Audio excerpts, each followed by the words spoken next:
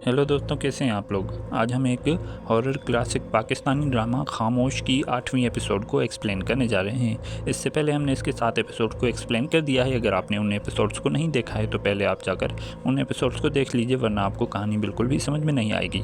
इस वीडियो को स्टार्ट करने से पहले आप सबसे ये गुजारिश है कि आप हमारे इस चैनल को सब्सक्राइब कर लीजिए और बेल आइकन को ऑल पर प्रेस कर दीजिए, ताकि हमारे हर नई आने वाली वीडियो की नोटिफिकेशन आप तक आसानी से पहुँच सके। तो चलिए इस वीडियो को स्टार्ट करते हैं।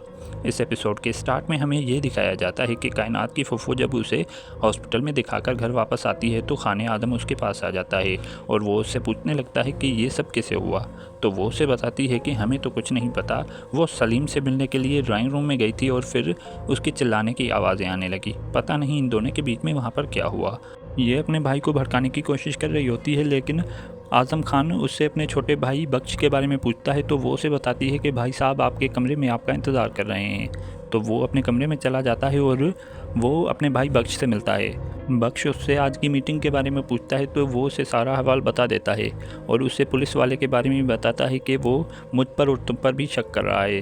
तो वो काफ़ी गुस्से में आ जाता है और कहता है कि उसकी इतनी मजाल कि हम पर उंगलियां उठाए।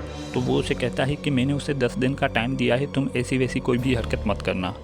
जिसके बाद वो वहाँ से निकल जाता है और अपने बेटे और भांजे के साथ मिलकर गोदाम पर आता है और वहाँ पर जितना भी स्टॉक पड़ा हुआ होता है वो उन्हें ट्रकों में लोड करके रवाना कर देता है।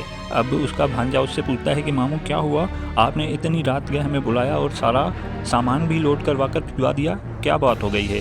तो वो उसे आज की मीटिंग के बारे में सब कुछ बता देता है। अब ये लोग उससे कहते हैं कि तो फिर आपने अच्छा काम किया। फिर अगले सीन में हमें जहन नज़र आता है, उसके पास वही रोशनी आती है और फिर से वो एक सपना देखने लगता है। इस बार वो गाड़ी से उतरकर कहीं जा रहा होता है तो उसे एक आदमी मिलता है। वो उसे बताता है कि मैं डॉक्टर आमिर का बाप हूँ। फिर वो उसे कहता है कि आएँ आप मेरे साथ चलें। तो फिर वो उसे कहता है कि नहीं, आप मरीज़ को चेक करने के लिए जा रहे हैं तो आप जाएँ, फिर आपसे कल मुलाकात होगी। फिर वो वहाँ से जाने लगते हैं तो पीछे से एक ट्रक आकर उन्हें ठोक देता है और फिर आमिर उन्हें चेक करता है तो उनकी वहीं पर मौत हो जाती है। अब आमिर अपने ख्वाब से जग जाता है और बाहर उसे रोने की आवाज़ सुनाई देती है। फिर वो अपने कमरे से बाहर आकर देखता है तो उसे निदा रोते हुए नज़र आती है। वो उससे पूछता है कि क्या हुआ, तो वो उसे बताती है कि डैडी ने सुसाइड कर लिया, उन्होंने अपने आप को गोली मार दी। ये सुनकर वो हैरान हो जाता है, लेकिन वो निदा को शांत करता है और उससे कहता है कि अगर तुम ही अपने आप को नहीं संभालोगी तो तुम्हारी अम्मी को कौन संभालेगा। दूसरी तरफ बख्श के अंदाजे के मुताबिक वो SHO बख्श के गोदाम पर रेड कर देता है, लेकिन उसे वहाँ पर कुछ भी नहीं मिलता। फिर वो उनसे माफ़ी मांगकर वहाँ से जाने लगता है तो आसिफ और फराज उसे धमकियाँ देने लगते हैं। तो बख्श इनसे कहता है कि इनका कोई कसूर नहीं है, कसूर तो उनका है जिन्होंने इसे इजाज़त दी है। फिर वो उन्हें इग्नोर कर कर वहाँ से चला जाता है और यहीं पर ये एपिसोड एंड हो जाती है। दोस्तों, यहाँ पर आप एक पाकिस्तानी ड्रामा हकीकत को देख सकते हैं और इस तरफ देखिए एक Indian horror drama the Zee Horror Show, और इस तरफ देखिए ईश्वर कोये की एक कहानी इंतज़ार के कुछ एपिसोड।